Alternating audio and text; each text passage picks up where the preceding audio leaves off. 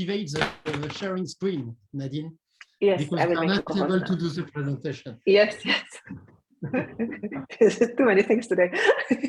Okay, excellent. We are live on Facebook. Excellent. So thank you for everyone watching on Facebook. If you've waited, we had some technical mishaps. Anyways, let me start recording. So good morning, good afternoon, good evening for everyone who's joining us. Bonjour.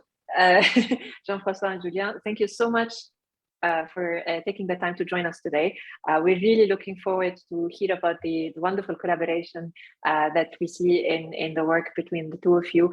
Obviously, this presentation is by Typography and Galeries Lafayette. And so super, super exciting project. I will not say more. I leave it up to you. And yeah, please go ahead and we'll come back for the Q&A after. Thank you. So let's start first to share screen and to hope that it will work. Okay, that's my screen. And then I press play and it should work. Are you? Yes. Are you seeing everything? Yes, it's perfect. Thank you. Okay, thank you. So you see us together on the screen that we share. So good afternoon, good morning, good evening, depending where you are in the world. We are in Clamart at 6 kilometers from Paris and about 15 kilometers from the Galeries Lafayette. Absolutely. The shop. Julien, near to me, we meet in 2015. He was at the head of the identity program for the Galeries Lafayette. Exactly. And I'm Jean-François Porchez, and I'm a typeface designer. The reason why we wanted to do this conference together is because we wanted to show that a typeface can be a beautiful piece of design, but also a typeface can answer a very specific brief. And in that case, it was a business brief. So it's just not only the fact that the typeface you're going to see are beautifully crafted and designed, but the answer, of course, don't expect me to say anything bad about Jean-François because he's a good friend now. But anyway, the typeface had to be the brief was very narrow, and we're very happy to show you how that actually happened. So the year is 2014, and the Galeries Lafayette, the store, is facing a major turn. Brief recall: this department store was created in 1893. It's one of the oldest department store in France, and one of the only ones that are still alive. Because at that time there was more than 150 department stores, only 4 still alive today. The department store since then has been seen as the ultimate department store in France because of its architecture, because of its history, because of sorry, I'm moving the screen. Yeah, you move the screen. One of the ultimate department store. It's very popular. It's very renowned. People come from all over the country just to visit it because it's a large piece of architecture also. It has a very popular DNA.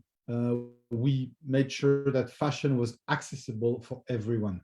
Very important. And you'll see how this translates also in the typography.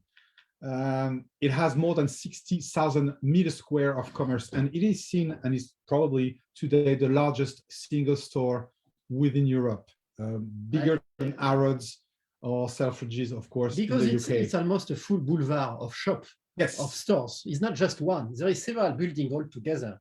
Yeah, and you have pass rails, and you can communicate from one building to another, and then you have basements. You can go. It's huge, 60,000 meters square of commerce, and it's organized as a multi-specialist fashion store, which means you have lingerie, beauty, shoes, gourmet, fashion for men, fashion for women, of course, sports, interior design, toys, interior design, you name it. So every single aspect of your life, you can like just going to Galeries Lafayette. Yes, and at one point they had some hairdressers and movie theaters a long time ago, but still it is organized as a multi-specialist fashion store. Here you can see the basement of the building where you have like probably 2,000 or 3,000 meters square of shoes, all types of shoes. So this is huge.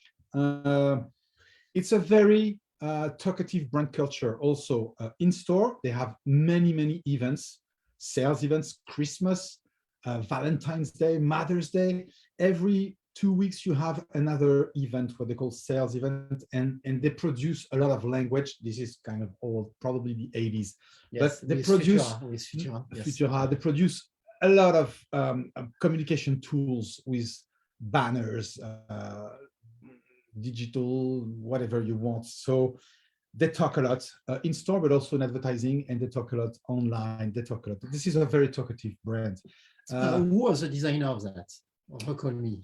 So the designer of that is Jean-Paul Good. Jean-Paul Good is the guy who worked at some very well-known magazine in the 60s, 70s in New York.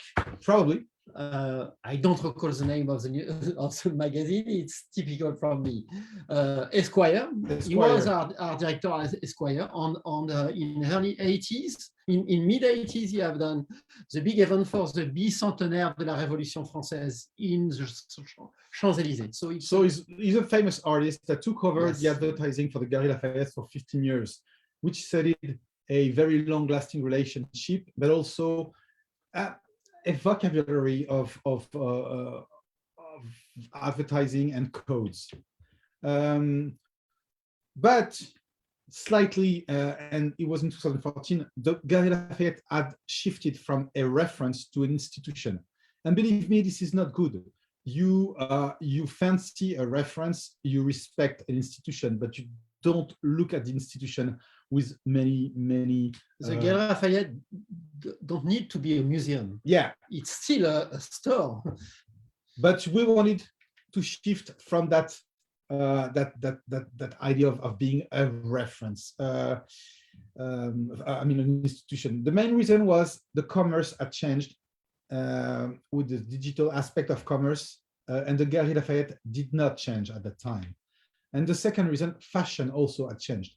We had moved from very established fashion brands that people know to a whole panel of fast fashion, new competitors, very aggressive, very modern, very service driven, and the Galeries Lafayette had to react. In the meantime, the brand had diluted its identity. We had too many logos. We even had 3 or 4 different reds. When you know that Galeries Lafayette the color is red, but we had 3 or 4 different reds. We had many typography, many fonts, different logos. Too much creativity on sometimes, the use of typography. Sometimes on the same building, you could see 3 different logos. Yes. So at that time, rebooting the brand identity was a necessity, an absolute necessity to support new commerce ambition. And we had 2 main objectives. First of all, cleaning and organizing the brand codes to ensure consistency. That was the first thing to do. Second, to refresh look and feel to express the change. And the most important that we saw, the main priority, the first job to start was to renew and rethink typography. And we needed better typography. So we called Jean-François, who had also collaborated on the... Bonjour Julien, comment ça va? Very good. How are you? We did good typography. No problem. Jean-François and I had collaborated on the BHV Marais, who was also another department store in Paris. And we went through the archives. So when Julien accepted my proposal, the first thing was to go to the archive. It was one of my first questions working with Vuitton. I worked already with archives, so going to the archive was almost my first question. But there is archive. It's fabulous. The archive is fantastic to discover every decenny of graphic design at the Galeries Lafayette. And why the archive? Tell me about the archive. Why the archive exists? Why do the archive exist? Because the Galeries Lafayette has been in the same family for more than 100 years. Wow. So they keep everything and they understand Yes. the necessity to keep things, to keep track. Because they collect art. They collect also art, and they really they really take good care of the past. They love the past, and so they have a special room. I mean, it's almost a floor at the Haussmann store where they keep everything. We'll see a photo where they keep everything in boxes. And so when we started the project, Jean-François said, do you have archives? And we said, sure, we do have lots of them. Please come. Why I wanted to look at archive, it's to see what kind of typeface have been used before the 80s, 90s style of the actual use of typography, what we have before that. So we came to Maximilien Vox's layout in the 20s, or even some typical poster design, not from Casson, but from his contemporary designer at the time, using lettering or sans serif typeface lettering piece, so draw directly on the document as well. Very nice piece of lettering, like, you know, the script used for No Robe Deux Pièces, with the nice wild space typography from Desberny Peignot on the top. And after the war, there is this trend of more modernist typography because of the Swiss. But the typeface used here is the series 16, one of the bases of the typeface you will see later. And this is a very nice way to use typography, to use script in the end of 50s, early 60s. You can see one of the logotype with script on below of this slide. But Jean Wilmer was already there with Peter Knapp. What is interesting on this advertisement on newspapers that Jean Wilmer play with newspaper typography, but in asymmetric way, playing with typography mixed into the advertisement. But so it's an interesting way to play with typography. Jean Wilmer is very well known in France to have done a lot of identity for museum in the 90s, like Musée d'Orsay, Bibliothèque Nationale de France, Institut du Monde Arabe, and many others. Peter Knapp, great photographer, but also graphic designer. They have done the logotype in early 60s with Jean Wilmer, the Galeries Lafayette logotype, with some interesting ligatures, with high contrast, and also using Univers rather than Helvetica. It's an important point with a grid on playing with you can see here, you can buy your sofa at Galeries Lafayette already in the 60s.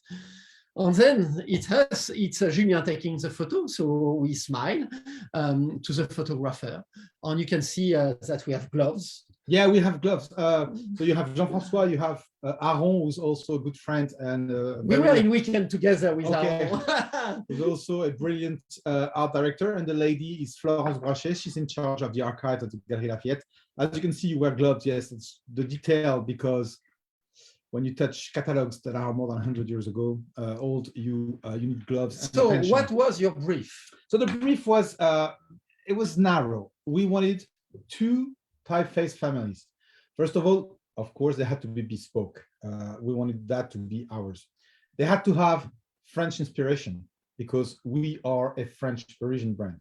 So French means elegant, but we wanted something legible. Yes.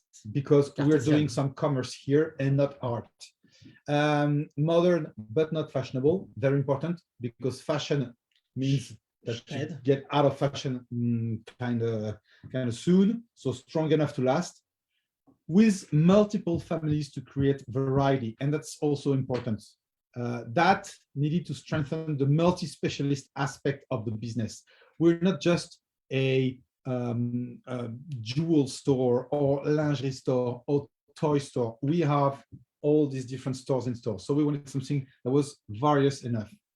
And we had the sentence that came back: we want typography to transform the brand, or / the store, if you prefer, into a modern fashion magazine. But not one fashion magazine. It had to be 6 different fashion magazines. It had to be Vogue and Vanity Fair and GQ and Sports Illustrated and why not? And I don't know, Teen Vogue, whatever. It had to be several magazines, and the typography into one into one place. And the typography, or the series of typography, had to create a red thread between all the different stores in Différentes store. atmosphères, dépending du contexte. But depending you the had floor. to have that feeling that you were in the same store, and that was cherry on the cake.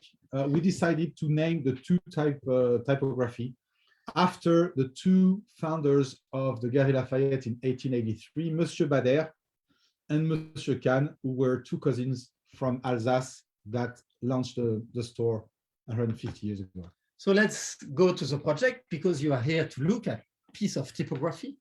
For sure, the typeface we use for the presentation are the Bader on Kahn, already seen the first slide. This is an extract from one of my first presentation. On here, I wanted to compile different sources of sans serif typeface with some contrast, because it was my first idea for this design of a family of typeface. It started with the sans serif. And the first idea was to have multi-width, different weight, and also to have a contrast version of that. And to play with this different kind of typeface altogether will be my answer to the brief from Julien, to have this different mood, different aspect, different finish, depending if you have something for sports, for interior design, for fashion, or for young, for senior, whatever. Immediately he come back and he say, yes, we need more, we need a serif typeface to get together working with that. It's not enough.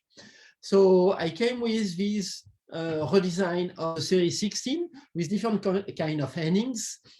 Is one of my favorite kind of endings with this revival, a modern take on this old typeface from France. And then we begin to play with different style altogether to see how it works. And you can see that the Lafayette is very difficult word, because when you design a typeface, especially a bespoke typeface or a brand, you have to be sure that the word will work well when you use a bespoke typeface. So it's why I've decided to do the Y on the Lafayette that way, without a diagonal, on the T without the small headings, to be sure that the word Lafayette, whatever the weight, will work perfectly. So it's why you don't have the diagonal Y on the Lafayette word. It's super difficult to set in any other typeface, not this one. There is even a ligature for the TT, invisible ligature, but little more narrow when they have the TT. For sure, I've done, sort of inventing a fashion magazine for the Galeries Lafayette, playing with all the typeface we designed at the time, with this very special G, but the G disappear later. On other cover, on layout, interior design, fashion, on everything. And then Julien again asked me to have more contrast on the Dino. More contrast, please. Thank you, I will do it.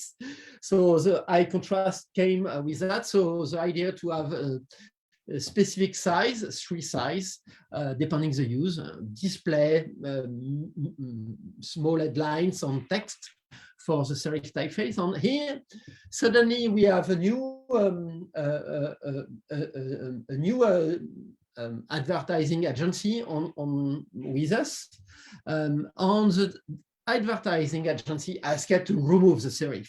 So we decided to remove the serif from the serif typeface that we begin to play with. So we are a little bit like on the first step. We have a sans serif and we have another sans serif who is based on the serif typeface.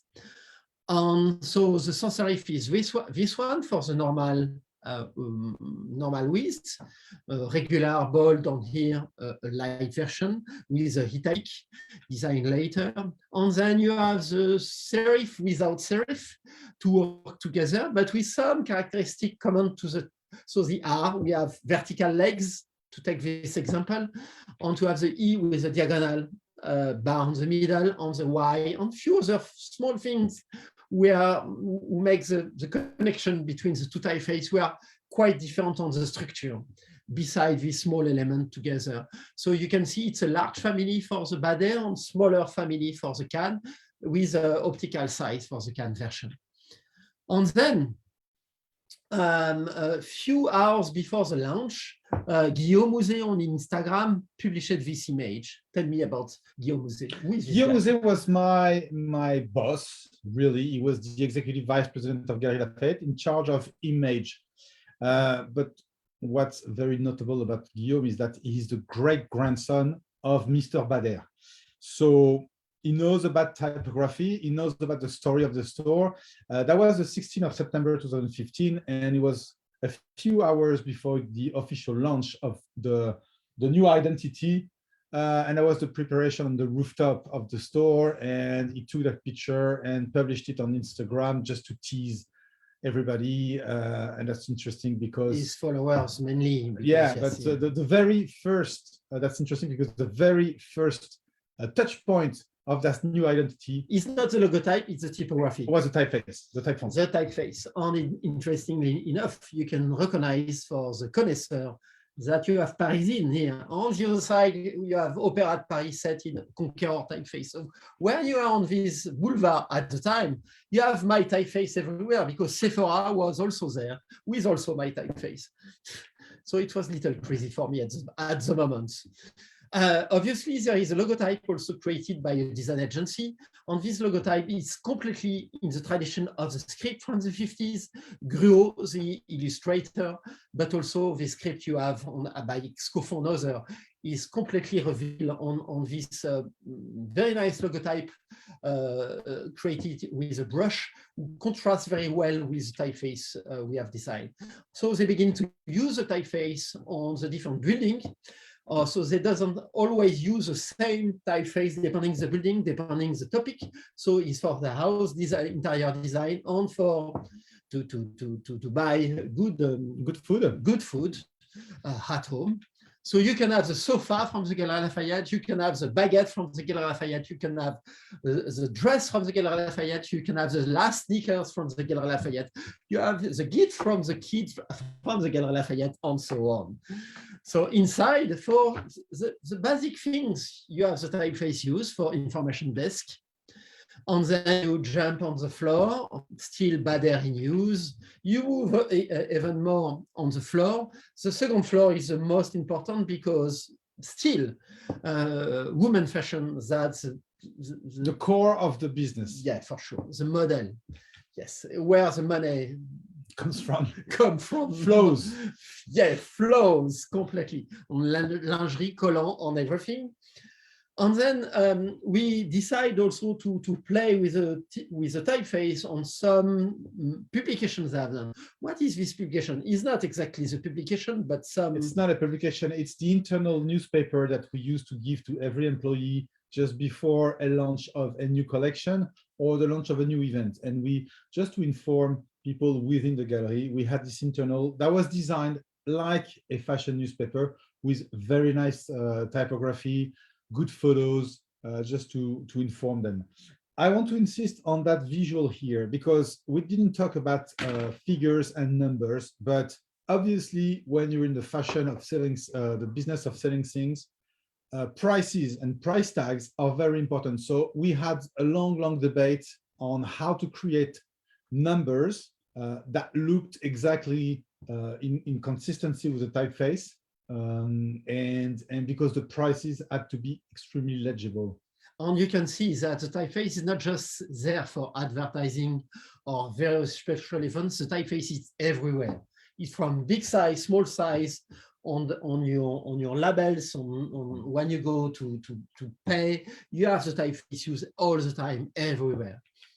So it's a major change, and also obviously it's on the website because a website, it's another way to buy fashion, sport, on everything. So now you can buy Galeries Lafayette things, not just on Haussmann Boulevard, but directly on the website, on mobile version. So the typeface is deployed everywhere on this kind of things.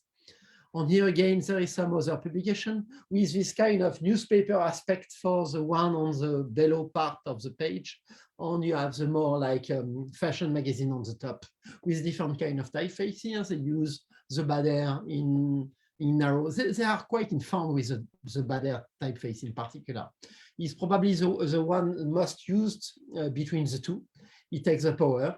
So the banner is quite a lot in use in social network. Here it's some image from Instagram accounts.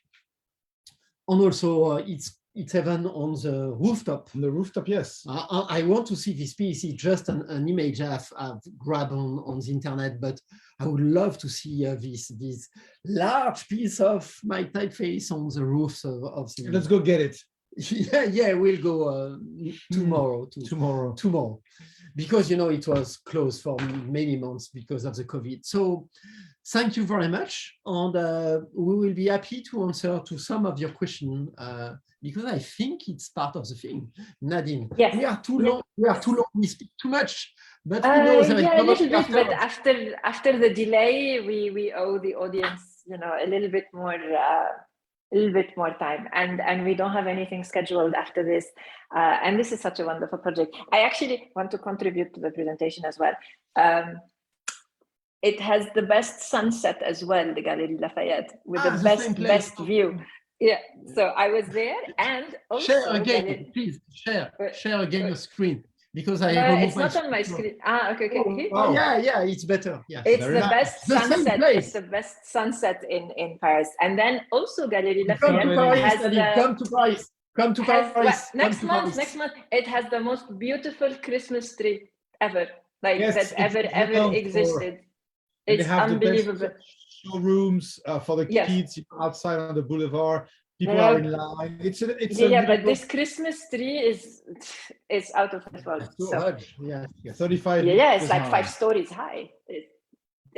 Okay, but other than my fascination with Galeries Lafayette, if anyone has questions, yes, there are questions in the Q&A. So Dominique says, magnifique. Which glyph was your favorite to create? Which what? Which glyph was your favorite to create? For this project or in general? Yeah, I think, yes, this project. The one they refused. Because it's true that we're not showing, because the process was very long, and we're not showing everything, but we had so many glyphs that were interesting, like the A with the oblique bar, or the E that was wide open. There was so many things that were. I'm not a designer, and I'm certainly not a typographer, but I have good sense and good culture for that. But I can tell you that some of the things that were presented had a lot of twist. So many things were twisted. I will show it to you. Is this one? So I will enlarge my this one. I really wanted to have this glyph here. That's my favorite glyph in different weight, but it's not the refuse. It was impossible to do in extended version. It worked very beautiful in narrow, but when you begin to do the extended version, it stopped to work. But I'm not. The G was very nice too, because it had many angles. But this glyph is still in alternate on the typeface, but nobody access to the alternate. But I think finally it's maybe on the typeface somewhere. It was my preferred glyph for this project. Interesting, cool.